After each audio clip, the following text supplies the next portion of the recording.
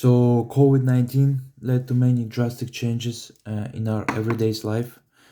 Um, Many workspaces had to be adjusted in order to comply with the government rules concerning the um, social distancing and mask wear.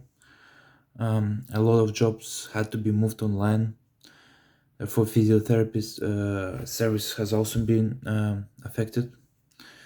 There was a survey conducted by the Physiotherapy World Organization, and they found out that 70% of all respondents reported that physiotherapy service has been disrupted during the pandemic. Private practice was disrupted the most, followed by the um, public health service. Uh, then it was the nursing homes and the community service. Even so, I haven't been working in NHS during the pandemic. I can imagine that there was a lot of restrictions set on the type of treatments that the patients could receive. I believe that all the hands-on treatments were probably prohibited. Um, Also, most likely, there was a restriction set up on which type of patients could uh, come and receive the treatment in person. Also, I would imagine that many physios in the cardiorespiratory ward and many physios from other departments had to be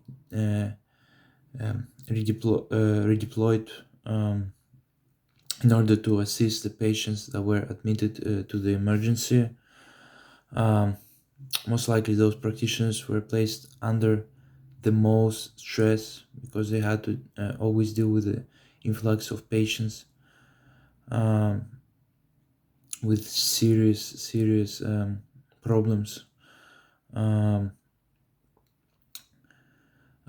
I would also many of the patients that had non-COVID conditions were probably experiencing the worsening of their symptoms during the pandemic because they couldn't attend in person.